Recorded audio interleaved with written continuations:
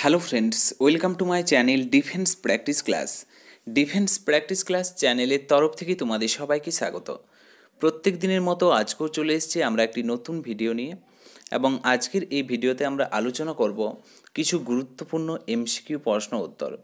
যে প্রশ্নগুলো ফ্রেন্ডস সাম্প্রতিক তোমাদের যে সমস্ত এক্সামগুলি রয়েছে, যেমন WP constable, WP SI, ladies constable, রেলের গ্রুপ ডি পরীক্ষা, রেলের এনটিপিসি পরীক্ষা, এসএসসি জিডি কনস্টেবল, তাছাড়াও ফ্রেন্ডস পিএসসি পরীক্ষার জন্য খুবই গুরুত্বপূর্ণ। তো আজকের ভিডিওটি প্রথম থেকে শেষ পর্যন্ত দেখো, এবং লাস্টে তোমাদের স্কোর অবশ্যই নিচে কমেন্ট বক্সে কমেন্ট করে জানাবে। প্রত্যেকটি প্রশ্নে আমি তোমাদেরকে 5 থেকে 6 সেকেন্ড সময় দেবো, তার মধ্যেই রাইট অ্যান্সার কমেন্ট করে জানাবে। ফার্স্ট প্রশ্ন হলো, কোন পুরস্কার খেলার সঙ্গে যুক্ত নয়? সঠিক উত্তরটি হয়ে যাবে অপশান ডি, বিধানচন্দ্র রায় পুরস্কার খেলাধুলার সঙ্গে যুক্ত নয়, এটি চিকিৎসার ক্ষেত্রে যুক্ত। চিকিৎসার জন্য দেওয়া হয় বিধানচন্দ্র রায় পুরস্কার। 1962 থেকে এই পুরস্কার প্রত্যেক বছর দেওয়া হয়। এর পাশাপাশি মনে রাখবে অর্জুন পুরস্কার, দ্রোণাচার্য পুরস্কার এবং ধ্যানচাঁদ পুরস্কার, এগুলি সবই খেলাধুলার সঙ্গে রিলেটেড। নেক্সট হলো 2 নম্বর প্রশ্ন, দেশে প্রথম লৌহ ইস্পাত কারখানা কোথায় স্থাপিত হয়েছে? রাইট অ্যান্সার হয়ে যাবে friends option A is the right answer. 1875 খ্রিস্টাব্দে পশ্চিমবঙ্গের কুলটিতে প্রথম লৌহ ইস্পাত কারখানা স্থাপিত হয়েছে। Option A is the right answer. এর পাশাপাশি তোমরা মনে রাখবে 1873 খ্রিস্টাব্দে, 1873 খ্রিস্টাব্দের কথা যদি বলা হয়, আসানসোলে দেশের প্রথম অ্যালুমিনিয়াম কারখানা গড়ে উঠেছে। দেশের প্রথম অ্যালুমিনিয়াম কারখানা গড়ে উঠেছে। এবং 1875 খ্রিস্টাব্দে দার্জিলিংয়ে প্রথম জলবিদ্যুৎ পরিযোজনা গড়ে উঠেছে। ওকে, জলবিদ্যুৎ কারখানা। তো তার সাথে সাথে পয়েন্টগুলো মনে রাখবে। 3 নম্বর প্রশ্ন হলো, চারমিনার কোথায় অবস্থিত? সঠিক উত্তরটি হয়ে যাবে অপশান বি, হায়দ্রাবাদে অবস্থিত চারমিনার। নেক্সট প্রশ্ন হলো 4 নম্বর প্রশ্ন, কোন দেশে সবচেয়ে বেশি সীমা আছে? সঠিক উত্তরটি হয়ে যাবে চীনের সীমা হচ্ছে সবচেয়ে বেশি। চীনের সাথে মোট 14টি দেশের সীমানা রয়েছে। নেক্সট প্রশ্ন হলো 5 নম্বর প্রশ্ন, বিশ্বের সবচেয়ে উঁচু ঝর্ণা কোথায় অবস্থিত? সঠিক উত্তরটি হয়ে যাবে অপশান বি, ভেনেজুয়েলার কেরেনি নদীর উপর বিশ্বের সবচেয়ে উঁচু ঝর্ণা অবস্থিত। নেক্সট হলো 6 নম্বর প্রশ্ন, বিশ্ব ডাক দিবস কবে পালন করা হয়? সঠিক উত্তরটি হয়ে যাবে ফ্রেন্ডস অপশান এ, 9 অক্টোবর বিশ্ব ডাক দিবস হিসাবে পালন করা হয়। পরবর্তী প্রশ্ন হলো 7 নম্বর প্রশ্ন, বিশ্বের সর্বাধিক তামাক উৎপাদক দেশ কোনটি? বিশ্বের সর্বাধিক তামাক উৎপাদক দেশ?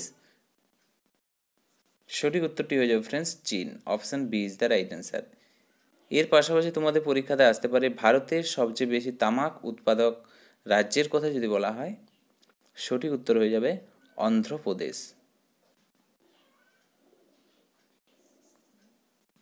এবং তার সাথে আরেকটি পয়েন্ট মনে রাখবে, তামাকে কোন উপকার পাওয়া যায়?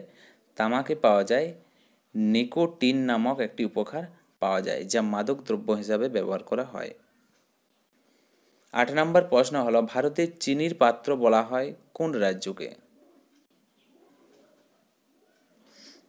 সঠিক উত্তরটি হয়ে যাবে, ভারতের চিনির পাত্র বলা হয় উত্তরপ্রদেশ রাজ্যকে বলা হয় চিনির পাত্র। Option B is the right answer. এবং বিশ্বের কথা যদি বলা হয়, বিশ্বে চিনির পাত্র কাকে বলা হয়? কিউবাকে বলা হয়। এর পাশাপাশি তোমরা মনে রাখবে, বর্তমানে ভারতের মহারাষ্ট্রে সর্বাধিক চিনি উৎপাদন হয়, এবং দ্বিতীয় স্থানে রয়েছে উত্তরপ্রদেশ। 9 নম্বর প্রশ্ন হলো, মহামান্য কাকে বলা হয়? সঠিক উত্তরটি হয়ে যাবে ফ্রেন্ডস, মদনমোহন মালব্যকে বলা হয় মহামান্য। এর পাশাপাশি মনে রাখবে, সর্দার বল্লভভাই প্যাটেল, তাকে কি বলা হয়? সর্দার বল্লভভাই প্যাটেলকে বলা হয় ভারতের বিসমার্ক বলা হয়, আয়রন ম্যান বলা হয়। এর পাশাপাশি মনে রাখবে, দাদাভাই নৌরোজি বলা হয় ভারতের মহাবিদ্য বলা হয় দাদাভাই নৌরোজিকে। Lal Bahadur Shastri, man of piece বলা হয় লাল বাহাদুর শাস্ত্রীকে। তো তার সাথে সাথে এই উপনামগুলো মনে রাখবে, তোমাদের পরীক্ষার জন্য খুবই গুরুত্বপূর্ণ। 10 নম্বর প্রশ্ন, কে 1857 সালের বিপ্লবকে স্বাধীনতার প্রথম লড়াই বলেছিলেন? সঠিক উত্তর হয়ে যাবে বিডি সাভারকারকে স্বাধীনতার প্রথম লড়াই বলেছিলেন। নেক্সট হলো 11 নম্বর প্রশ্ন।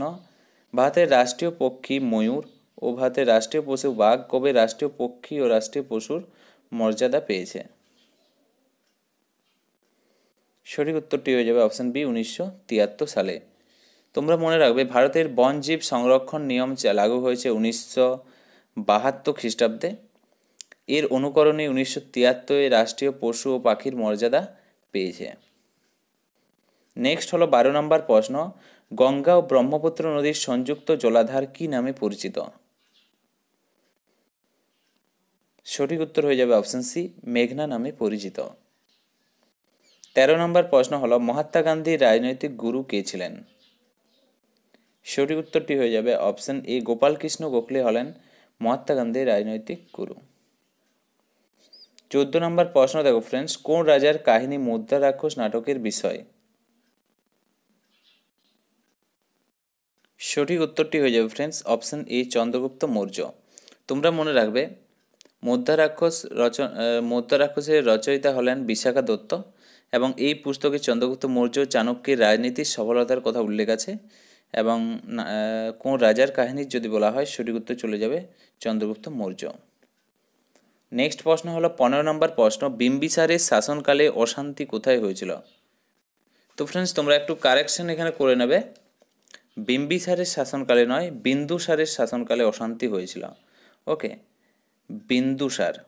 বিন্দুসারের কথা যদি বলা হয় তার পুত্রের নাম হচ্ছে সম্রাট অশোক এবং এই সম্রাট অশোককেই পাঠিয়েছিল বিন্দুসারের শাসনকালে তক্ষশিলাতে অশান্তি হয়েছিল এবং তার জন্যই তার পুত্র সম্রাট অশোককে এই শান্ত করার জন্য পাঠিয়েছিল তক্ষশিলাতে। Okay, option B is the right answer এবং তোমরা কারেকশন করে নেবে বিন্দুসারের শাসনকালে অশান্তি হয়েছিল তক্ষশিলাতে। নেক্সট হলো 16 নম্বর প্রশ্ন। মৌর্য বংশের শেষ শাসক কে ছিলেন? রাইট অ্যান্সার হয়ে যাবে মৌর্য বংশের শেষ শাসক ছিলেন Brihadatta. Option B is the right answer এবং এই বৃহদত্তকে হত্যা করেছিল তার সেনাপতি পুষ্যমিত্র শুঙ্গ। নেক্সট প্রশ্ন হলো 17 নম্বর প্রশ্ন। গৌতম বুদ্ধ তার প্রথম উপদেশ কোথায় দিয়েছিল? গৌতম বুদ্ধ তার প্রথম উপদেশ দিয়েছিল সারনাথে। Option A is the right answer এবং সর্বাধিকবার দিয়েছিল কোথায়? শ্রাবস্তিতে দিয়েছিল। নেক্সট প্রশ্ন হলো 18 নম্বর প্রশ্ন। দিল্লির লালকেল্লা কে নির্মাণ করেন? সঠিক উত্তরটি হয়ে যাবে ফ্রেন্ডস অপশন সি শাহজাহান দিল্লির লালকেল্লা, জামা মসজিদ, ময়ূর সিংহাসন এবং আগ্রার তাজমহল তৈরি করেছিল। নেক্সট প্রশ্ন হলো 19 নম্বর প্রশ্ন। বুদ্ধচরিতের রচয়িতা কে? 4টি অপশন দেওয়া আছে, সঠিক উত্তর নিচে কমেন্ট বক্সে কমেন্ট করে জানাও। বুদ্ধচরিতের রচয়িতা কে? Option B is the right answer অশ্ব ঘোষ। নেক্সট প্রশ্ন দেখো, গৌতম বুদ্ধের জন্ম কোথায় হয়? 4টি অপশন দেওয়া আছে, সঠিক উত্তর নিচে কমেন্ট করো। গৌতম বুদ্ধের জন্ম কোথায় হয়? রাইট অ্যান্সার হয়ে যাবে গৌতম বুদ্ধের জন্ম হয় অপশন সি লুম্বিনীতে জন্মগ্রহণ করেন Gautam Buddha. Okay, option B is the right answer. কপিলা বস্তুর লুম্বিনী উদ্যানে গৌতম বুদ্ধ জন্মগ্রহণ করেন। নেক্সট প্রশ্ন হলো 21 নম্বর প্রশ্ন। ভারতের রাষ্ট্রীয় কংগ্রেসের প্রথম অধিবেশন কোথায় হয়? ভারতের রাষ্ট্রীয় কংগ্রেসের প্রথম অধিবেশন হয় মুম্বাইতে। Option C is the right answer Gokul Das Tejpal Sanskrit কলেজে। নেক্সট প্রশ্ন হলো 22 নম্বর প্রশ্ন। মন্দাকিনী ও অলকানন্দের মিলিত প্রবাহ রুদ্রপ্রয়াগ নামে পরিচিত। নেক্সট প্রশ্ন দেখো 23 নম্বর প্রশ্ন। নিম্নলিখিত কোন শহর গঙ্গা নদীর তীরে অবস্থিত নয়? সঠিক উত্তর হয়ে যাবে দিল্লি শহরটি গঙ্গা নদীর তীরে অবস্থিত নয়, দিল্লি হচ্ছে যমুনা নদীর তীরে অবস্থিত। নেক্সট প্রশ্ন হলো 24 নম্বর প্রশ্ন। বিশ্বের সবচেয়ে বড় মহাসাগর কোনটি? সঠিক উত্তরটি হয়ে যাবে ফ্রেন্ডস প্রশান্ত মহাসাগর হচ্ছে বিশ্বের সবচেয়ে বড় মহাসাগর এবং বিশ্বের সবচেয়ে ছোট্ট মহাসাগর হলো আর্কটিক মহাসাগর। নেক্সট প্রশ্ন দেখো 25 নম্বর প্রশ্ন। নিম্নলিখিত কোনটি দেব নৃত্য?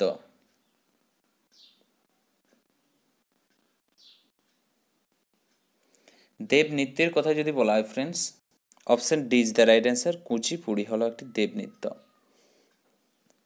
এবং তোমরা মনে রাখবে কুচিপুড়ি এটি কোন রাজ্যের নৃত্য? এটি হচ্ছে অন্ধ্রপ্রদেশ রাজ্যের শাস্ত্রীয় নৃত্য কুচিপুড়ি। নেক্সট প্রশ্ন দেখো 26 নম্বর প্রশ্ন, গাজরে কোন ভিটামিন পাওয়া যায়? রাইট অ্যান্সার হয়ে যাবে অপশন এ, ভিটামিন এ পাওয়া যায় গাজরে প্রচুর মাত্রাতে। এবং তার সাথে মনে রাখবে রেটিনল হলো ভিটামিন এর রাসায়নিক নাম, এবং ভিটামিন এর অভাবে হয় রাতকানা রোগ হয়। ওকে। নেক্সট প্রশ্ন হলো 27 নম্বর প্রশ্ন, ডিআরডিও কবে প্রতিষ্ঠা হয়? 1958 সালে ডিআরডিও প্রতিষ্ঠা হয়। Defence research and development organisation হলো ডিআরডিওর ফুল ফর্ম। এবং ডিআরডিওর হেডকোয়ার্টারের কথা যদি বলা হয়, নিউ দিল্লিতে হচ্ছে ডিআরডিওর হেডকোয়ার্টার। 28 নম্বর প্রশ্ন দেখো, ভারতের কোন রাজ্যে প্রথম জিএসটি লাগু হয়? ভারতের কোন রাজ্যে প্রথম জিএসটি লাগু হয়? সঠিক উত্তরটি হয়ে যাবে ফ্রেন্ডস অসম রাজ্যে প্রথম জিএসটি লাগু হয়, এবং সর্বশেষে লাগু হয় জম্মু কাশ্মীরে। নেক্সট হচ্ছে 29 নম্বর প্রশ্ন, ভারত সরকারের নীতি আয়োগ কবে প্রতিষ্ঠা হয়? প্রথমত তোমরা নিচে কমেন্ট করে জানাও নীতি আয়োগের ফুল ফর্ম কি। এই প্রশ্নের রাইট অ্যান্সার হয়ে যাবে 1 জানুয়ারি 2015। Option B is the right answer. এবং নীতি আয়োগের ফুল ফর্ম হচ্ছে national institution for transforming India. এবং আজকের ভিডিওর লাস্ট প্রশ্ন হলো, কোন বিল অর্থ বিল হবে কি না সে সম্পর্কে কে সিদ্ধান্ত নেয়? রাইট অ্যান্সার হয়ে যাবে লোকসভার অধ্যক্ষ বা speaker. Option B is the right answer. এবং আজকের ভিডিওর হোমওয়ার্ক রইল এবং লাস্ট প্রশ্ন, বর্তমানে ভারতের লোকসভার অধ্যক্ষ অর্থাৎ স্পিকার কে রয়েছেন? সঠিক উত্তর নিচে কমেন্ট বক্সে কমেন্ট করে জানাও।